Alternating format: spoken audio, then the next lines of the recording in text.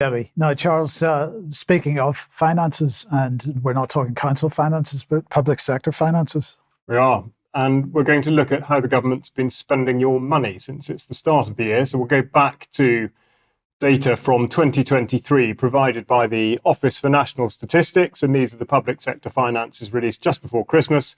And they describe how the relationship between UK public sector monthly income and expenditure leads to changes in deficit and debt. So the first graph, and of course, statistics can be drawn up and interpreted in a number of different ways, but this shows the government borrowing, and this on the left-hand side goes back to 1994, coming up to 2023. So you can see the enormous uplift in borrowing in 2020. To set that in context, we will go on and have a look at the borrowing expressed as a percentage of GDP, gross domestic product.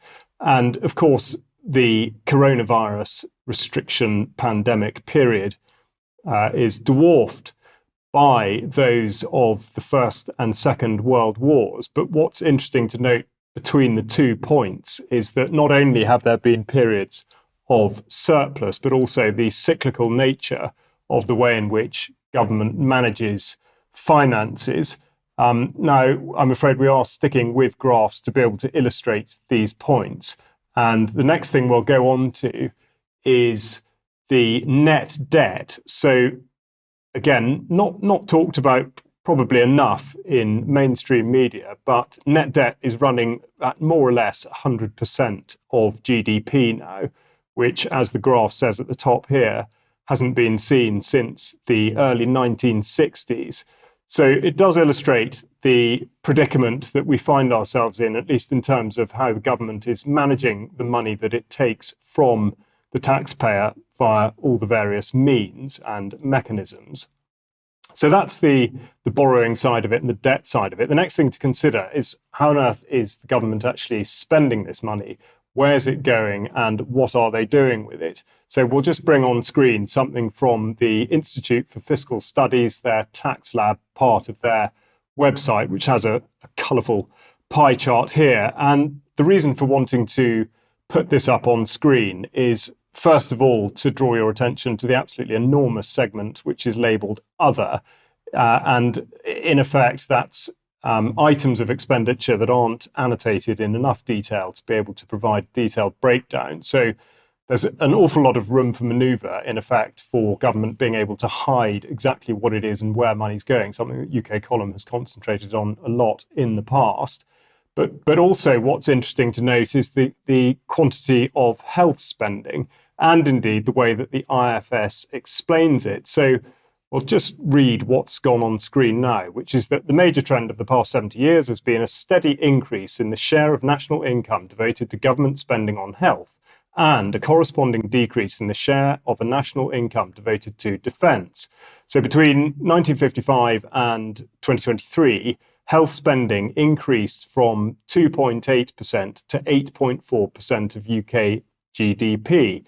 Now, what's interesting is how the IFS described this. They say that the rise was offset by a fall in defence spending from 7.6% to 2.2% of GDP. And they refer to this as a peace dividend. They say this peace dividend allowed the government to spend more on health without increasing the size of the state.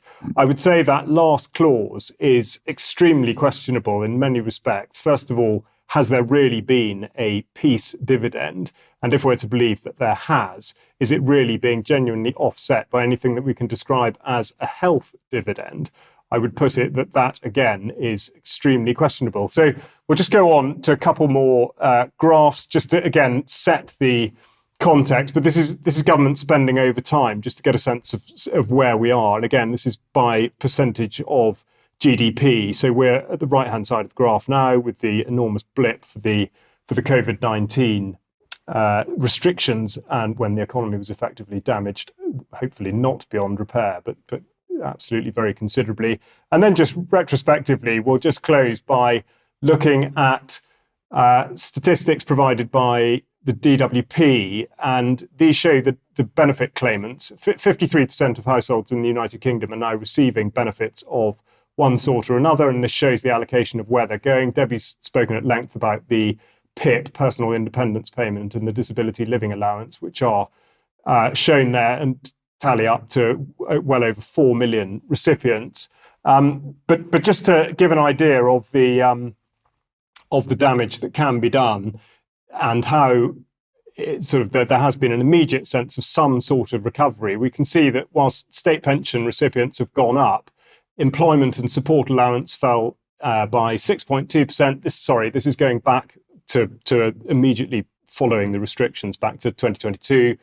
Job seeker allowance fell by 35%. Housing benefit fell by 7.9%. So the reason for showing that sort of historic data is just to give an idea of, first of all, how the government are managing the money that we give to them, but also how the economy, if given the chance, can bounce back. So obviously much more data to come out over the course of this year, which will be reported on when that happens. Okay, thank you. If you like what the UK column does, you'd like to support us, community.ukcolumn.org is the place to go, and you'd be very welcome as a member there. Your support very much needed. You could pick something up at the UK Column shop. Let's not forget the MHRA Not Fit for Purpose t-shirts. We want to keep that campaign going. But do share material you find on the platforms, especially ukcolumn.org, ukcolumnextracts.co.uk. Now, very briefly, tomorrow at 1 p.m, I had an interview with Ben Pyle, climate campaigner. That will be going out tomorrow if you want to understand a little bit more about what's going on with the climate change narrative and how that fits in with many other narratives that we are hearing about at the moment.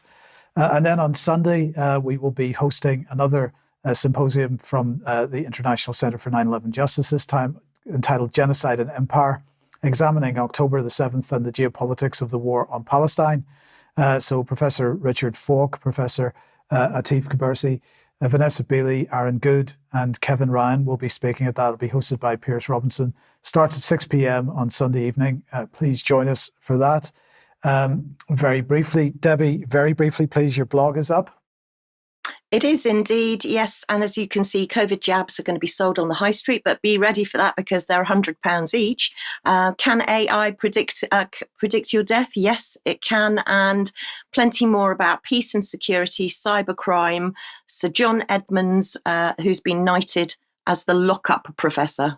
Okay, thank you. And finally, a reminder then that Andrew Bridgen will be hosting another debate on trends in excess deaths on the 16th of January at 9:30 a.m. He's asking once again for people to write to their MPs and make sure that they attend. Okay.